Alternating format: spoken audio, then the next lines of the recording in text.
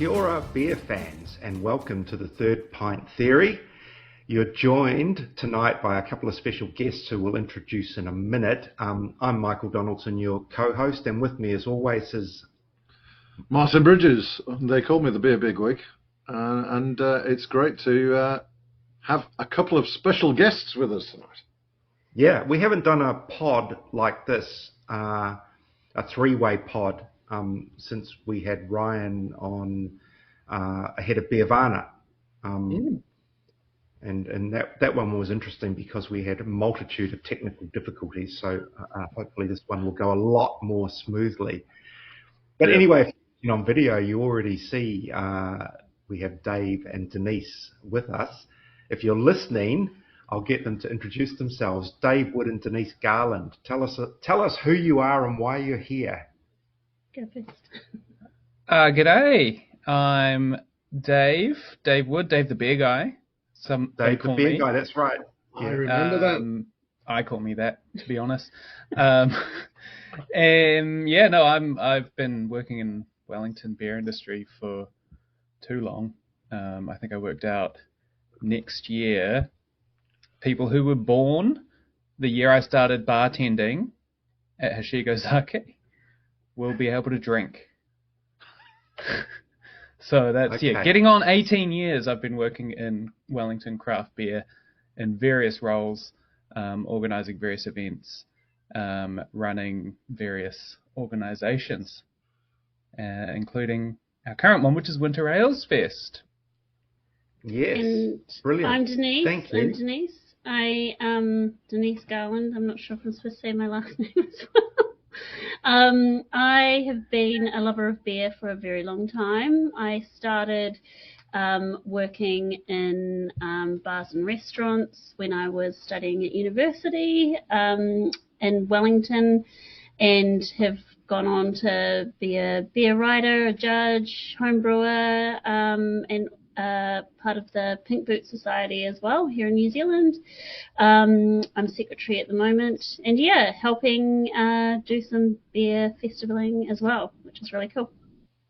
That's awesome. Yeah. We were saying just before we got on air that I remember the first time I met you, Denise, was at, it may have been the last Beervana that was in the town hall. But it was certainly a Beervana in the town hall, and I was volunteering, and I was working on a bar, and you were the duty manager on said bar, which, considering how long ago that is, we were trying to work out whether you were actually of legal drinking age at the time. What do I reckon? Maybe I would have been 21. There or thereabouts, probably. That would have been 2010 Beervana? Yeah, 2011? probably. 2010, 2011. So I probably would have even been older. I can't do the reverse maths. But still, a spring chicken, I like to think, regardless. Little craft beer baby. A while ago. Yeah. Yeah. It was good fun. There was good fun, was that bar. I remember we had a good time on that bar. And we had Wanaka Beer Works. I remember the brewski being like super popular. I think we were even serving some Matsons as well, which I think my dad was brewing for at the time. Which I remember that. Coincidence. That's the thing. We were having that discussion, about your dad. I think that's quite an interesting point, just his history, and I guess how that ties into your history with beer. So can you tell us a little bit about that? Yeah, so I grew up in a beer household, and I know a lot of beer lovers and Kiwis do, but my beer household was a little different in that my dad was a brewer for Lion Breweries, so pretty much most of my life. He did some time as the head brewer at Hawke's Bay Brewery in Hastings. I think that's actually where he met several other, I guess, brewers that have gone on to some esteem as well. And when that shut down, he got transferred to Christchurch and was the head brewer at Canterbury Breweries. So he went from brewing Hawke's Bay Draft to Canterbury Draft and some Spates and Tasman Bitter and Lion Brown and things down there. So I'd always had a love of beer, I guess. Even growing up, I knew that that's what I should be drinking. I should be drinking Lion products. And then when I moved to Wellington, I realised that there was none of my beloved Canterbury Draft, and so one of my dad's workmates was just like, "Oh, you should drink Lion Brown. It's pretty much the same thing." And so I went and found myself some Lion Brown. I was a happy girl for a while.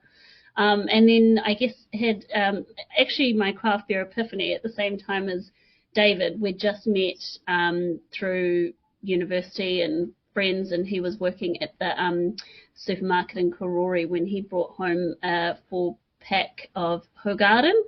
And I remember us cracking a couple of bottles and drinking them probably straight out of the bottle, to be fair, knowing us at the time. It was a pretty bottle. It was gorgeous. And we're like, gosh, this amazing Belgian beer. And we just couldn't, we just talked for like, I don't know how long, just about how much flavour was packed into this one beer. It like literally blew our minds. We could not believe that so much flavour could be in one brown bottle.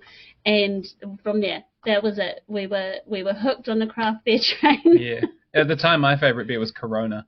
So that's sort of where I was at for flavour. Still an amazing beer for what it is, but it's not terribly interesting. And then, we could all do a confession as to what, like the mainstream beer you jumped off from would be. I'll put my hand up, and it was Spates, with a brief diversion into Peroni, but Spates. What about you, Martin? Well, I guess sort of UK beer. You've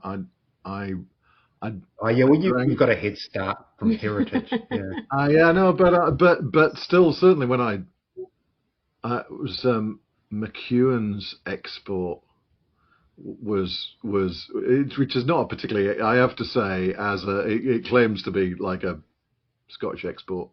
Not really. It's a kind of a multi brown, probably lager ferment. So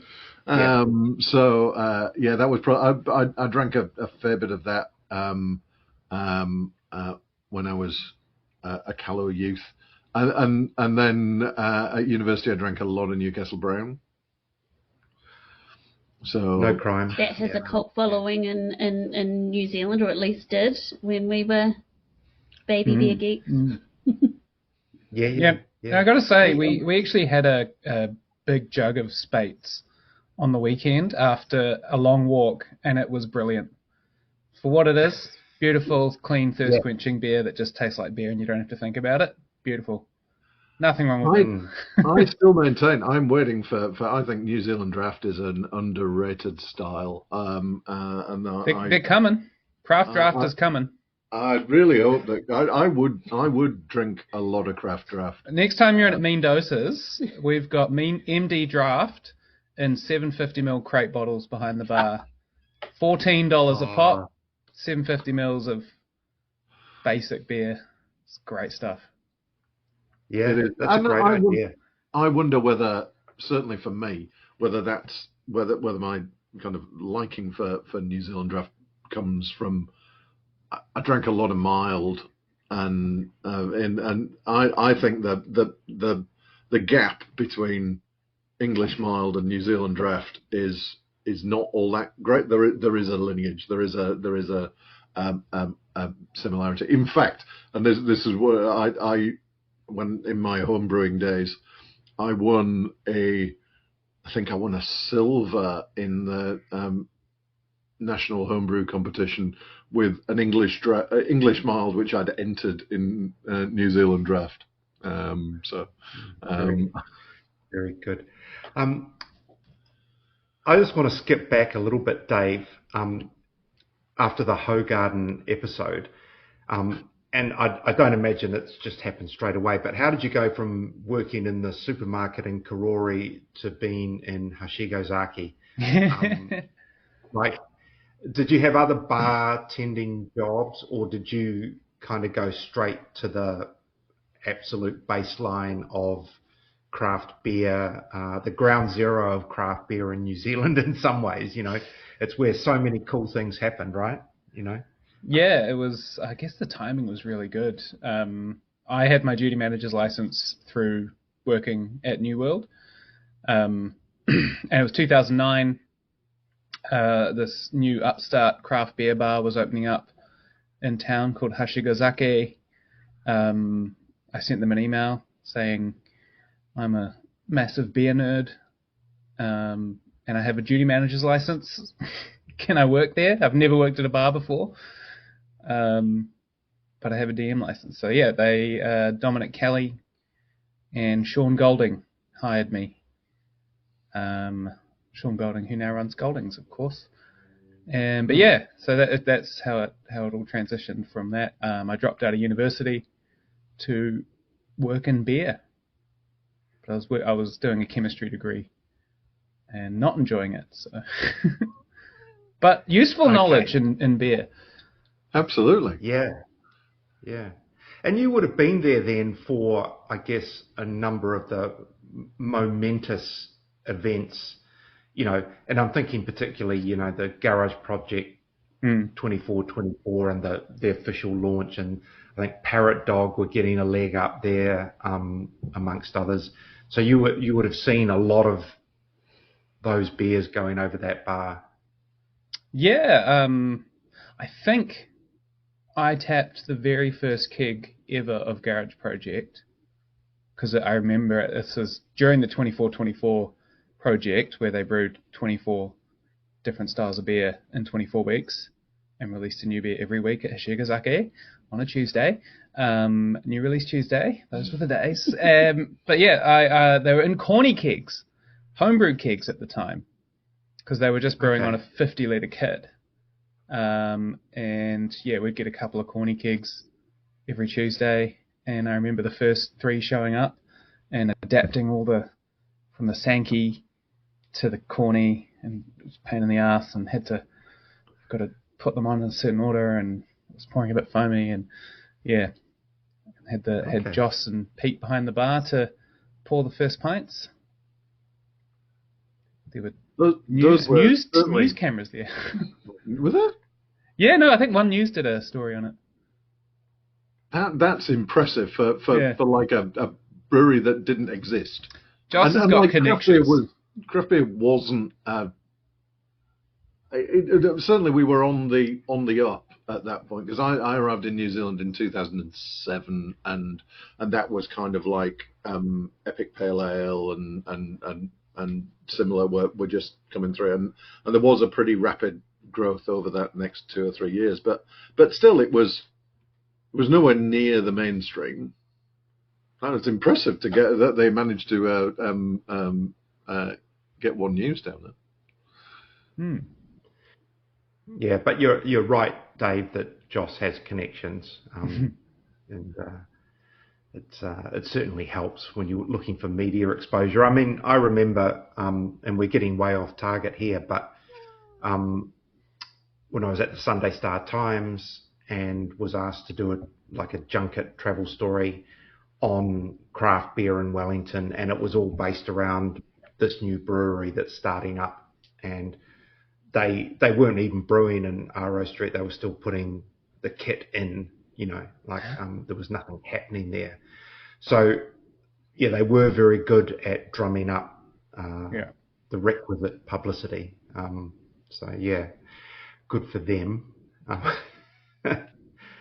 Hey, Denise, I'm curious, because you were at university. Were you studying journalism from the get-go, or how did you end up getting into journalism and then getting into the whole beer writing side of it? Yeah, I guess when I was a wee bit younger, going through high school, I was a bit of a geek. Surprise. And I was very good at maths, and so I had decided that I was going to become an accountant. And then year 11, year 12, 5th and 6th form kind of hit, and I found it incredibly boring. And so I had to kind of throw that idea out the window and thought, gosh, what is what do I want to do? All that pressure when you're coming up to 18 and need to try and figure out what you want to do with your life.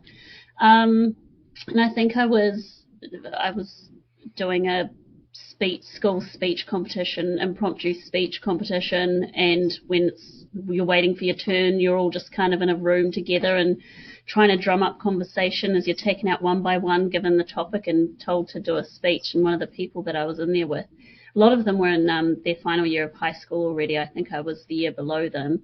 And one of the guys was like, "Oh yeah, I'm gonna go become a journalist." And I was like, "Oh, that sounds pretty cool, actually." And so that's how I decided that I would go and try that myself, because it was the first idea that I'd thought of that didn't sound boring. So went to Victoria University in Wellington, moved up here from Christchurch to study media studies and film. With the view to become a journalist. I had applied to the broadcasting school in Christchurch, but I didn't get accepted. So the idea was to do a 3-year degree in Wellington and then go back to Christchurch and do the 2.5-year degree at broadcasting school. But essentially fell in love with Wellington, found a different pathway, went to Mass University Journalism School instead, which was just the 1-year postgraduate degree. And when I was studying journalism, I think that's when we somehow discovered the Society of Beer Advocates, SOBA, and all the events they were doing in Wellington at the time. And Nick Page, who was running The Pursuit of Hoppiness at the time, which was just a quarterly magazine, found out I was studying journalism and was like, "Hey, you should write for our Pursuit of Hoppiness magazine." And at the time, I was blogging about beer because everyone had a blog, and mine was about beer. What was it? What was it called? Girls Drink Beer Too. Might still be up. I hope not. And so that's how it all started. And I realized that it was possible to write about beer. And I actually remember near the end of 2009, nearing the end of my graduate diploma in journalism, going to a beer festival in the pouring rain at Waitangi Park and crowding around the Bennett's Brewery Bar under the covers, and literally started talking to these two blokes who were also standing there as we waited for a break in the rain, and it ended up being Jed Stone and Hayden, who used to write for like Fishhead magazine and stuff, and they were getting paid to go to this beer festival and then write about it and take photos. And I was like, "You're kidding me! Like, you can actually get paid to do that?" So that was pretty cool, pretty eye-opening, and a very cool introduction to Jed and Hayden. Yeah. And I've confirmed that the blog is still up. No. Last post was October 30, 2009, about Halloween beers. No. I won't give the URL for the listeners, but you can just Google it. No. That's so embarrassing. I can't believe it still exists. Nothing is ever lost on the internet. It's Okay. Oh, look, honestly, Denise, I occasionally entertain myself by going back and reading Alice Gillettley's Beer for a Year blog, because it's great. just That was funny. awesome. And, that was such a great now time. She did such awesome stuff with that. It was so funny. She had a great sense of humour. Yes. But we've been talking a lot, like festivals have popped up on occasion, and we're ostensibly here to talk about Winter Ales Festival. And that's a former SOBA event that you guys now own. And you've run it for 1 year previously, right? Yeah, we ran it last year. So tell us how you came to get your hands on it, and kind of what's involved in putting on, I guess, a boutique beer festival. Is that a fair description of it, I think? Definitely. Yeah, it's very small at the moment. So when we heard the news that the Society of Beer Advocates was winding up, we, quite a few of us beer geeks, old school beer geeks from the sober days, started chatting about what might be happening to the assets. They had some jockey boxes. They also obviously had the festivals, Mountain Ales Festival, City of Ales, and Winter Ales Fest were the big ones that sort of made a splash and were regularly frequented.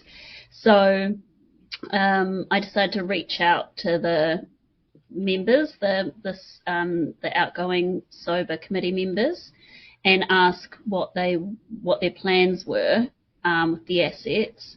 And they didn't have anything, I guess, tangible, but they still had obviously the Facebook accounts and everything related to the various festivals they ran. So I asked if they would gift me Winter Ales Festival, and they were more than happy to see it go on, especially since I had managed to rope this guy into sort of helping if I was able to get my hands on it, since he's run that exact beer festival for many years before we went on our OE. So that's how we managed to get that one. Yeah. Okay. And it's interesting, I think, actually, that we said at the start earlier that the last time we did one of these three-way conversations was with Ryan McArthur from Beervana. So that yes. Beervana's on somewhat of a different scale. The complete opposite end of the spectrum, I think is fair to say. I think that's fair to say. But I think probably in some of those conversations that we talked about how boutique festivals have a place and actually probably are not easier, but are more suited to the times we're in. Is that what you'd say? Yeah, I think so. We sat on the festival for a year. I think we decided not to do anything with it in 2024, and then decided to hit go, but decided to start small. It'd been quite a few years since Winter Ale Fest had actually run. I think it was 2022 maybe was the... It was... 2021, 2022, around there. And so we decided that it was such an enormously popular festival, had hundreds of people going to it, but it had been a few years, so we decided we would start small, and we found this cool venue on Cambridge Terrace above the axe throwing place, and it's called Whiskey and Wood, and they were incredibly attractive in that they have all of the furniture, they're able to do the lighting, they're able to put the music and the temperature to whatever you want. They already had somebody with a... there's a bar there already. Bar there, so it's already licensed. So it was... we don't have to pay for a special license. Yeah, so while we were trying to work out whether people still wanted Winter Ales, because... back when Winter Ales was still quite new and fresh, it was pretty hard trying to sell tickets to a beer festival that was all about the dark and warming beers. And it was, we were blown away with how popular it was. We only have, for fire code reasons, there's only 100 tickets for sale for each session. We did one on a Friday evening, one on the Saturday day, and both sold out within just over a week. And we didn't even have to do any proper marketing. We spent $0 on marketing. Just like a Facebook post, and boom, gone. Because we got given all the social media accounts. It's sort of, we get in touch with all the previous fans of it. And, so it's just laying dormant in all of their feeds, and a couple of posts, and away we go. So.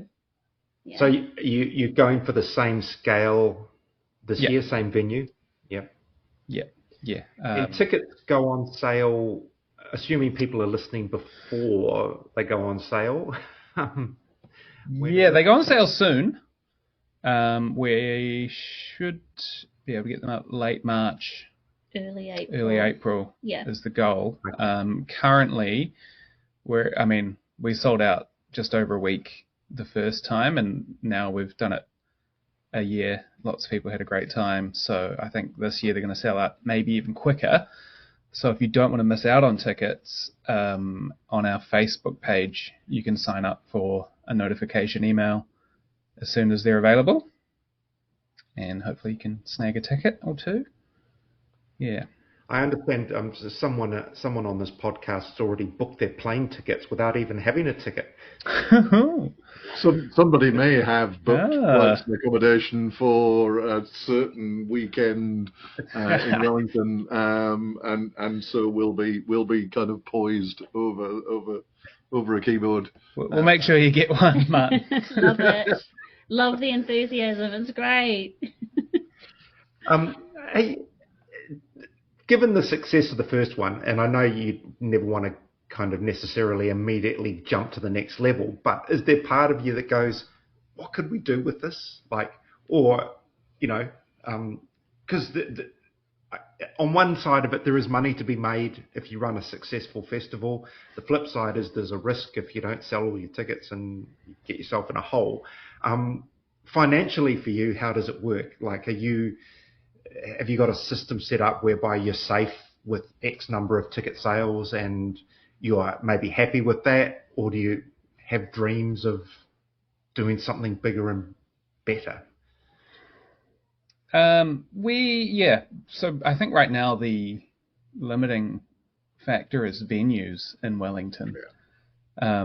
Because, Whiskey and Wood is amazing, and it's meant we can run the festival at a manageable size and pay ourselves for the very first time for a beer festival, and pay all our like volunteer coordinator and our designers and everything all get paid fairly, and there was still enough money left over to run it again this year and kick it off again this year, and that's thanks to the venue having the furniture, having a liquor license, all these efficiencies that we got from it, because the margins are so thin. If you have to pay,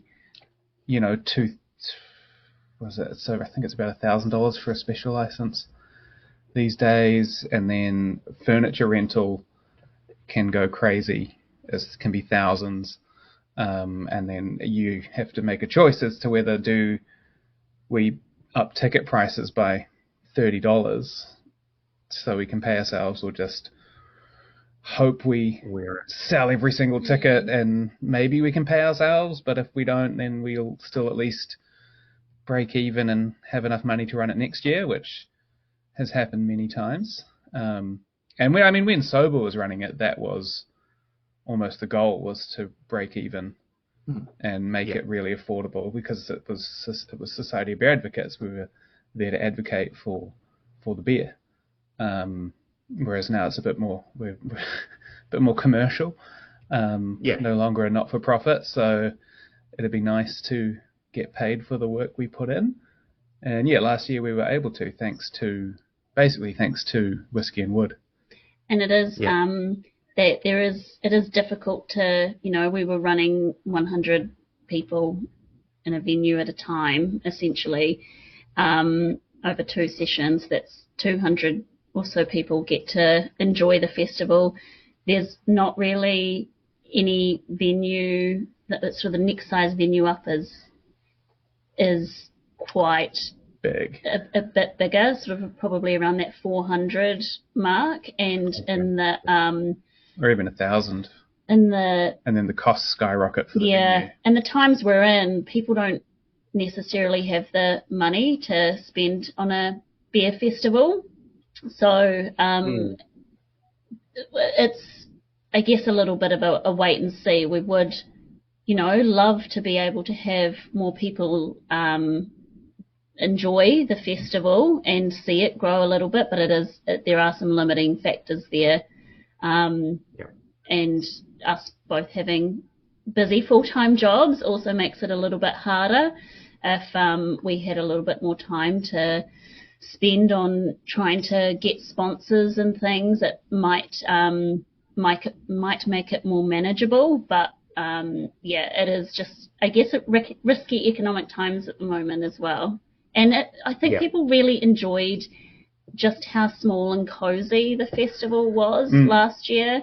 And it was kind of a little bit of it was kind of exclusive as well, which was kind of cool, that it was like we were some of the very few people who were getting to enjoy it. Yeah.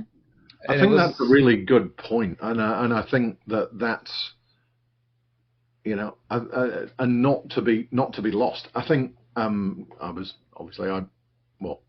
some people may know that I originally started City of Ales as that exactly that kind of size of festival, running it for Sober a lot of years ago. But people always said that was the feedback we always got, was they loved that it was small. And they loved that it was cozy. And last year, the reason I didn't make it down for Winter Ales last year was that it fell, I think, the weekend before the Craftwork Festival in Oamaru, and I couldn't swing festivals on 2 consecutive weekends. But the Bruxelles Oamaru Festival was exactly that. Was like 100 and less than 200 people, I think, and the awesome part about it was that it felt like family. Yeah. Hey, it's just between all of you, then you might have a viewpoint on this question. I got contacted the other day by a guy who's going to put on a small festival in Auckland. Can't say too much about it now because I don't know if it's going to go ahead. But his question was, why haven't beer festivals succeeded in Auckland? And I kind of fished around for some random explanations because I don't know the ins and outs of it, but I would have said venue size was possibly one of them. That because of Auckland's, maybe you just have to go really big, and with going really big means it's not necessarily going to work. Martin, I don't know if you remember the one that the OUSA, the Otago University Students Association, put on at Spark Arena, which was, everyone agreed was amazing, but they definitely sold 1,500 tickets fewer than they needed. And they needed to sell like 4,000 or 5,000 for it to be successful. And so I'm wondering if it's, it's a scale thing. Like, if you can only make it work if you've got the right venue, as you've said, Dave, and maybe you need that spoke audience as well, perhaps. I think that's the key thing to me, is exactly the same problem that you were saying, Dave, in terms of the availability of venues at different size points, and I think, because I get people coming up to me all the time saying, we should bring back City of Ales, it was such a good festival and whatever. It's like, well, if I could find a venue that worked, that would move it to Wellington. But I'm kind of in Auckland, so we're good for festivals in Wellington. You've got Auckland's the one that needs help. They've got good ones. They've got good ones. We need them up here. But I think it is that. I think that there is this. There are possibly venues available at the small end. We used to use the Maritime Room down by Quarter. There are a few other similar size venues, and then you've got Spark Arena, and there's not a lot. And because a lot of the other ones have been put on at the Cloud. I remember the Cloud one. They've just gone big. Anyway, the other thing, and we're sort of talking about it to an extent, is kind of what works in a city and why. And one of the things that Wellington's been in the news for lately is like this supposedly doomed hospitality sector. Lots of places closing, restaurants, that have been around for years. But yet, at the same time, there's investment going on in that you've had Three Sisters move in there from New Plymouth. Eddie Line, I saw Dave, you guys were there. Teddy Taco's opening, soft opening. I've heard a rumour, I don't know if it's true, that Martinborough Brewery might be opening somewhere in Wellington. Garage Project have doubled down in terms of taking over that Fortune Favours space. And so from an outsider, there's kind of mixed messages. So I'm really interested in two people who've been embedded in Wellington beer for such a long time. What's your take on what's happening in the capital? Yeah, I was wondering whether Eddie Line and Three Sisters have been reading the news or not, because they sort of came out of nowhere. They popped up really quickly. And I was just like, what? They're coming to Wellington? Are you sure? Because if you don't, I haven't said yet, but I do. I run the Mean Doses tap room since it opened getting on 3 years ago. So we've been open. We opened right in the middle of all this financial hardship, and then the sort of public sector apocalypse that happened. And it's been really tough to just basically just scraping by, surviving. So far, February and March looking pretty good though. So maybe we're coming out of it now. But yeah, I mean, over the last couple of years, all these places closing, they tend to be the larger venues that have higher overheads. They need to hit a much higher number to break even. And then as people lost their jobs, as the piece of pie, the entire pie shrunk, so everyone's piece got a bit smaller. It just was unsustainable for a lot of the larger ones. Thinking of mainly ones that have breweries attached, like Whistling Sisters and Fortune Favours. I guess couldn't quite stick it out. I think maybe if it was like a year or two later, they could have scraped through. But yeah, being small helps. A lot of the smaller ones have gotten by just fine. Well-established venues also getting by quite well. But yeah, I mean, at Mean Doses, we're very small, just 2 or 3. What are we? 4 full-time staff members. So small is much easier to get through. And I think there has been a shift since COVID as well. Like everyone and everywhere, people used to work from the office 5 days a week, and now it's usually 2 or 3 days a week, at least in Wellington, where public service sector is probably a higher proportion of our central city workforce. And as a result, it does tend to be that people are drinking closer to home. So you have places sort of in suburbia or places where people will go at weekends doing really quite well. Parrot Dog, I mean, they're a big name, but they're also right by Lyle Bay, really popular with surfers and dog walkers and people on their way to the airport or on the way home. And then, like, we live in Miramar and we've got Double Vision just down the road, and usually on a Sunday afternoon you're struggling to find a table, which is really cool.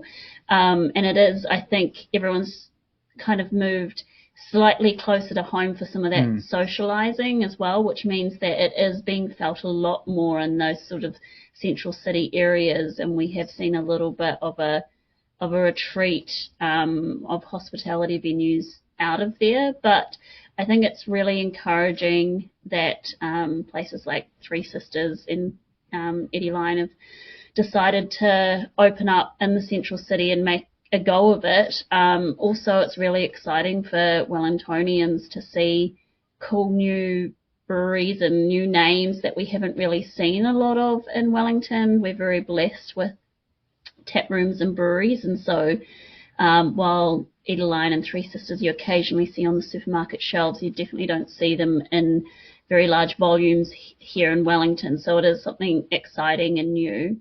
And yeah, Martinborough looking to open up centrally as well. Taking over the Coco's, used to be called, on opposite the Green Man. Yeah, diagonal. On, I don't know what street. Victoria? Yeah, that's the rumour.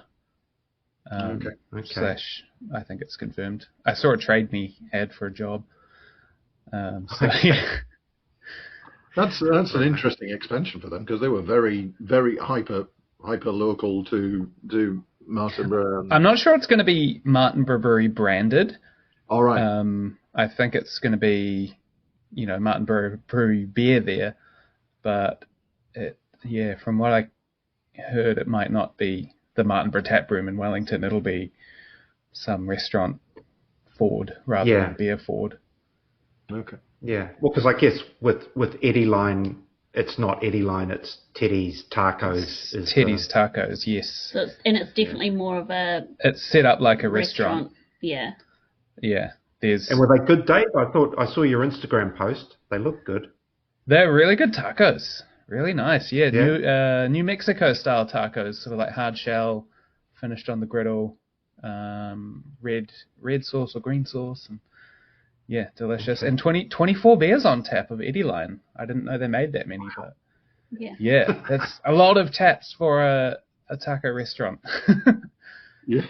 But yeah, very impressive, and the beer was tasting great when we were there. Yeah, so yeah. So because recently I spoke to Ewan Thorpe from 16 Ton in Auckland, and kind of amongst that we talked about like what's the state of the market, and the quote, which I thought was very good from him, was you fall off the cliff and then you've got to walk back up the hill,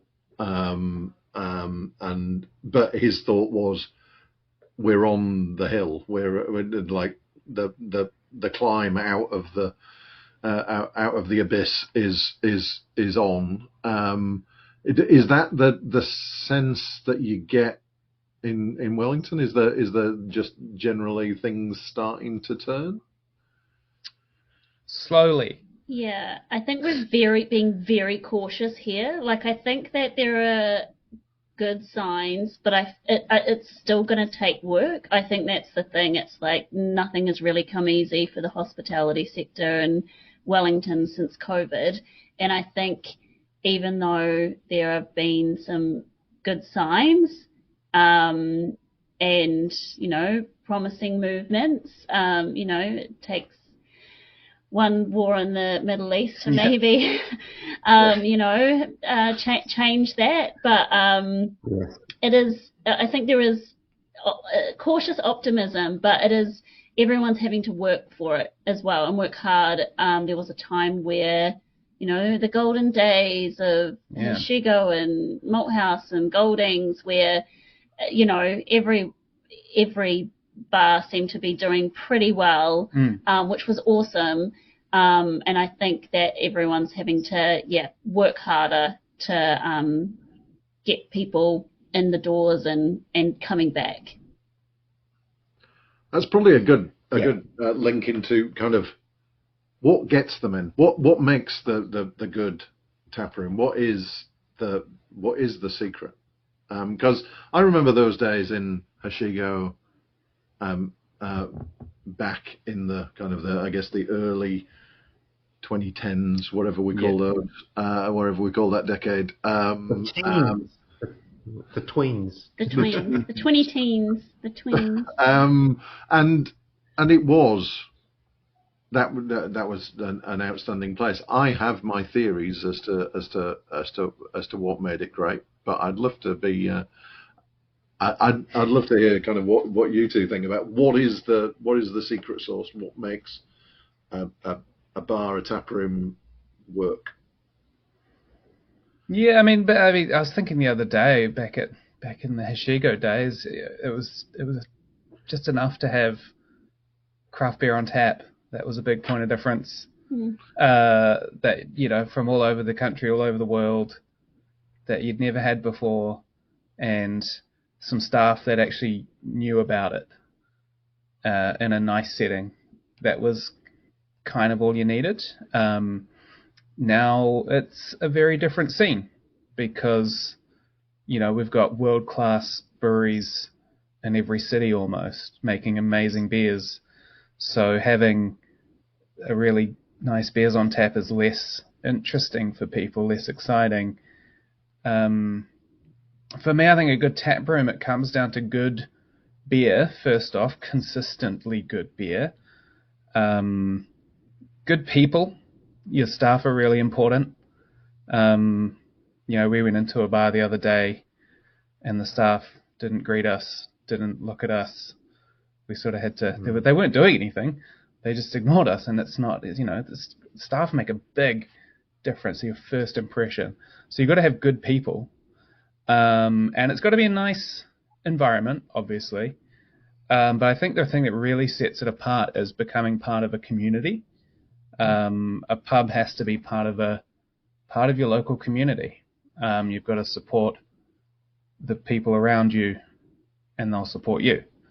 So if you're a big chain pub that's not, you're just there to sell cheap beer and the staff don't care about it, it's not gonna, you might last a few years, but you're not going to stick around. I think all the successful bars that have lasted are ones that have sort of been accepted by the local community, or like the beer community as well, like LBQ, classic pub, Goldings, been around for over a decade and still thriving. So becoming part of a community is core. I think and there's something about ambience that is really hard to put your finger on, but you know when it's good and when it's not.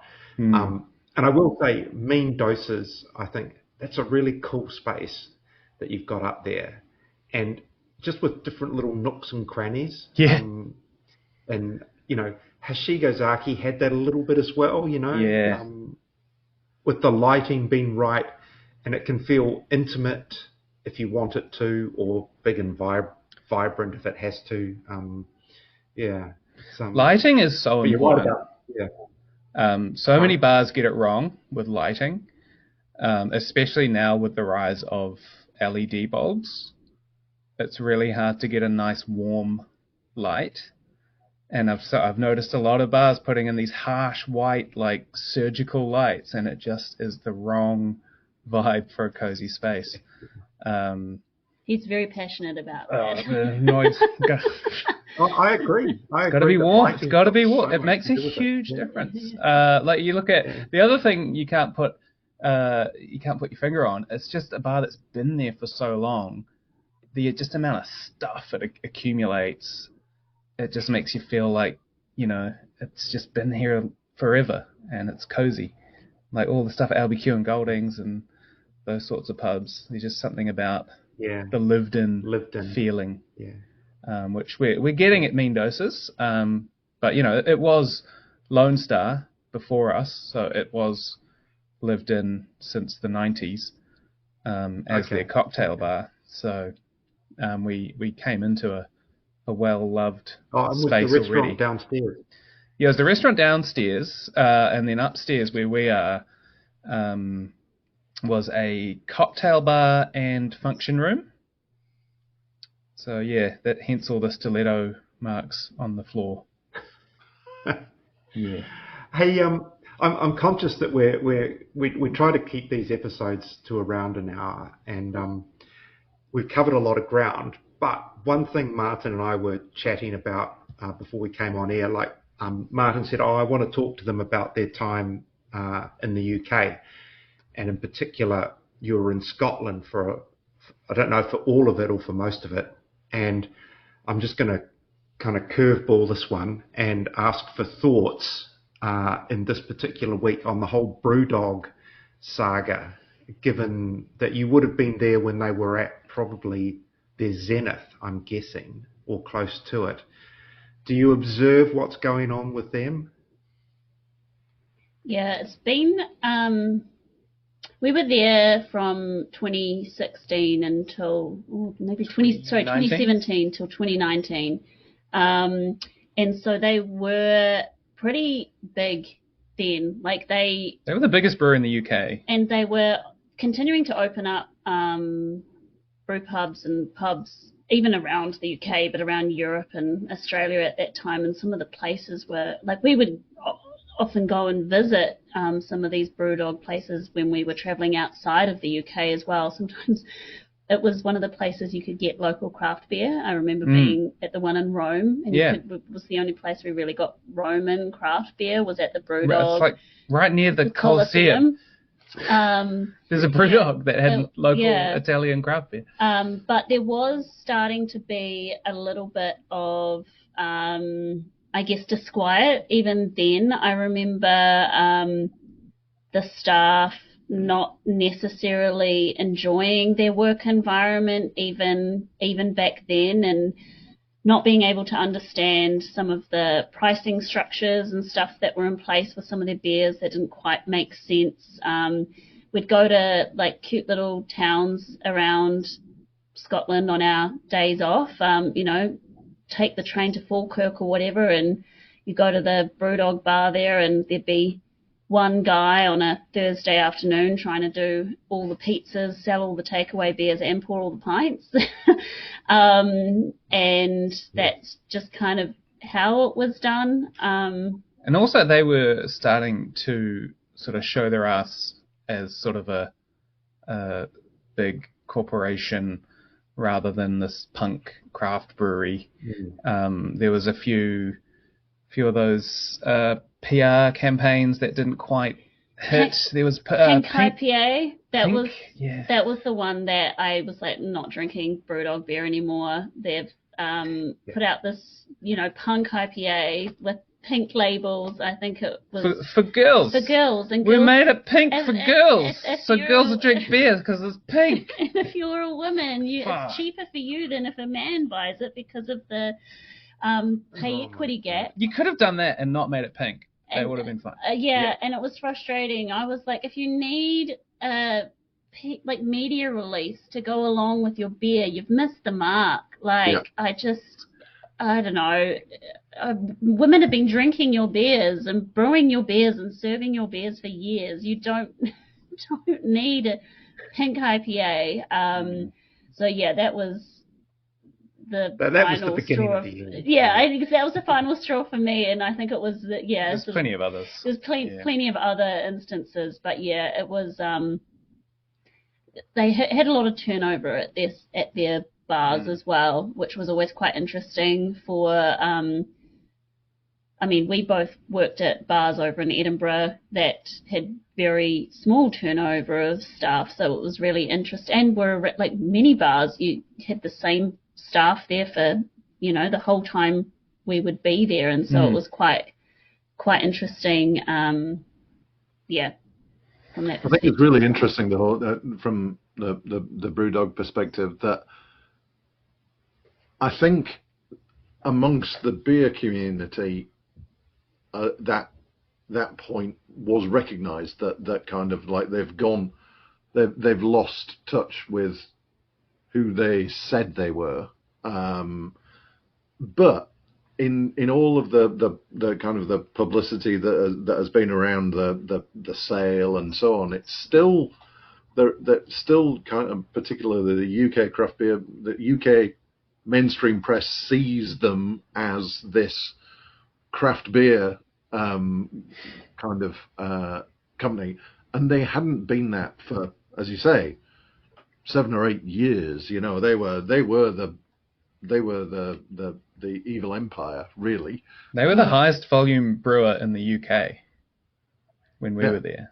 They were pumping out they're not this little upstart. They're not. And yet they're being. It's like, all the craft beer revolution has ended because BrewDog have gone. It's like, No, I don't think that's the case. But it's just really interesting to see some of the perspectives in the kind of the wider media. It was quite interesting as well, seeing some of the comments. A lot of the comments have been from people who bought into BrewDog as well, and like feeling like they owned it and it was a part of them. And we were talking about community before and how that's so important in hospitality and tap rooms particularly. And I found that really interesting because, of course, the founders got multi-million-dollar packages and all these poor people who kept putting money into like their shareholdings and seeing them like diminished each time that they put in more shares. They really felt it, and I think that's something about the craft beer community as well. Like, we really do care, and when you find a brewery that aligns with your values, or you really enjoy the beer they brew or the people who brew it, like I feel like there's a real like unity, like there's a real connection that we have with our breweries, and I think that's like a craft beer thing, like worldwide. It's not just a New Zealand thing or a Scotland thing, but yeah, I thought that was really interesting. That, I mean, I could see the writing on the wall many years ago that if this ever happened, of course, as your shares get diminished, of course that's going to happen. But it's just it really mattered to people, which I think says a lot. Yeah. No, it's the worst thing is that there is just so little money left in that business. Like, whatever it was, £33 million, and so even the crowdfunding side of it was 75 million. So, it's just, where did it all go? It's crazy how poorly mismanaged it must have been. It is. It's bizarre that sale, and how are they, the number of pubs that they've closed, and how can they even, with a business that small, how can it even sustain the pubs that they've retained? You wouldn't have a brewery of that scale running that many pubs. It just doesn't make sense. It's bizarre. There's a lot. I'm sure that there will be a lot of to come out about that. I think the one thing I would say is that BrewDog made a huge impact on craft beer in the UK and globally. I think that some of the things they did at their height and in that growth were have certainly had impacts that have continued to resonate. I remember, drinking those stupid, ridiculously strong, like the Sink the Bismarck, and Tactical Nuclear Penguin, horrible beer. I remember describing one of them as raw chicken with Vegemite. Yeah. But the excitement around those things generated, and some of the trail that blazed, but then they just kind of lost themselves, and they lost touch with their community. I think that was the big thing, is that they were somewhere else and their community was still there. And luckily, I think in the UK, other breweries have kind of picked up those people and they've found other places to go, but they grew apart. Yeah, although those same people have thousands of less pounds to spend wherever they go.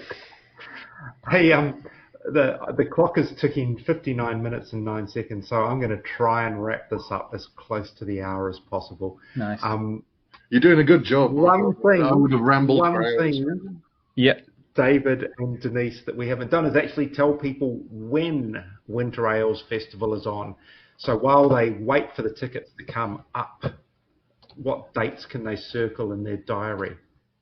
It's the Friday, June the 27th 6th and Saturday, June the 27th of June. So that's the very last weekend in June. May have been actually the last weekend of June last year as well, which is how we managed to book tickets to Brew Sales Oamaru, thinking it was, that festival's in July, not realising it was a week after our own beer festival we were putting on. So yes, the last weekend of June, it'll be lovely and wintry. We've got a Friday night session, runs from 5 p.m. after work. And then a Saturday day session from 1 p.m. as well. So, hopefully you'll be able to get a ticket to one of those 2 dates. Brewery's looking good, focusing on all the little ones that you don't see around, so can. Okay. Who have we got? Things. Confirmed. We've got Cell Division confirmed. Karamu. 9 Barnyard Owls. 9 Barnyard Owls. Braden always does something Mean Doses. delicious. Funnily enough.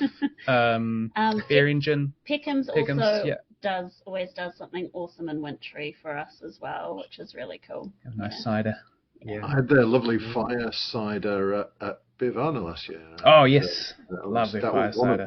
One of my beers of the festival. Beautiful cider. Yep. Brilliant. So that's just the beginning. Okay, well, guys. Yeah. First of all, thank you so much for joining us. Secondly, thank you so much for putting on a really cool event. I'm hoping to get there if I'm quick enough off the mark, and I know Martin's already there. Martin, in Wellington. Whether or not I have a ticket for the festival, I might be kind of waving from outside. You guys can be media. We get a media pass. We can. Oh, media passes. Media. Yeah. Good. Yeah. All right. Hey, well, look, thank you again. Can't stress how grateful we are for you giving up time on a Monday night to be with us on the Third Pint Theory. So thank you and good night. Thanks for having us. Thanks for having us.